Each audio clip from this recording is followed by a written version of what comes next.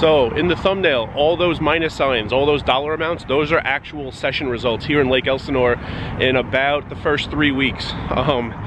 It is very volatile. Every day is a roller coaster session. I think there was a day I was up about 100, then I was up about 200, then I was up only about 25, and finished minus 14. I think that was by far the smoothest day I've had here so far. It is really volatile. It's like every hand is like an all-in. There are not small pots. There's also almost no winning without showdown here. So in Vegas, not that I look for games where it happens a lot. I don't like those games, but I do like that it's a small part of games. You know, in Vegas, even in like Council Bluffs, even in Baltimore, there are times over a bunch of limps to just raise a ridiculous amount, looking for everyone to fold and steal that pot. There are times where there's a raise pre, a bunch of calls. Often the guy with the strongest hand is the original raiser. The people who called and didn't even think about 3-betting probably don't have that strong of hands. If you're confident you could get the original raiser to fold, you could put in a big 3-bet and you could steal that pot. There are also times where like one stab is enough for a bluff. Everyone looks uninterested on the flop or the turn, put out one small stab, and that could take it down a lot. Those things never happen at Lake Elsinore. Like, if there are limps and you make it 60, you'll get a call. If there's like a raise to 15 and a bunch of calls and you make it 125, you'll get a call, which is great when you're hitting strong hands and you're having them hold up.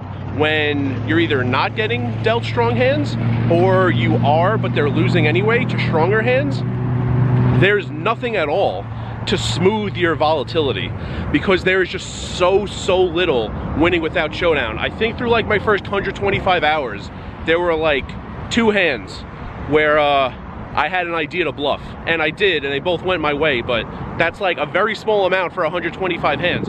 Also, if you're ever thinking about bluffing, you need to be willing to go multiple streets. There is no way that one stab is going to take it down. It's like, if you think a guy is weak on the flop, you need to raise him very large, and then you need to follow through with the barrel on the turn, which is weird because to do that, that's what it takes if you're going to win with a bluff. But that also means you need to be deep.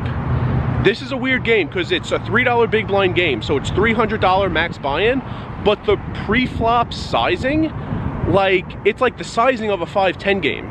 There are like so many hands that are between like $30 and $50 raised pre-flop, so you're never really that deep to be able to follow through with 2 barrels to get a guy to fold.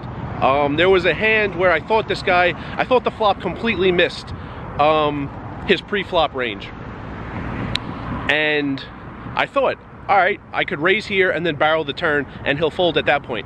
The thing was, he put in so much of his stack with his pre-flop raise and with his flop c-bet that more than half his stack was already in the pot. Like, even if he knew he were dead, he was gonna call it off because he was just in too deep at that point. Like, we weren't deep enough to get a bluff through. So there are a lot of characteristics of this game that make bluffing a very bad idea in a lot of cases, and have made it very infrequent for me, which again is awesome if you're having strong hands hold up.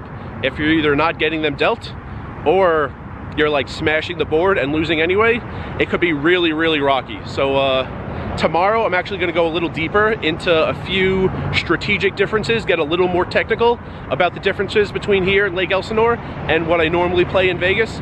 But I just wanted to show you how rocky it could be. Go back and look at the thumbnail, because all of those, I think it was 9. I think it was 9 actual session results in my first like 19 or 20 days here playing Lake Elsinore. And remember, rice is a spoon food.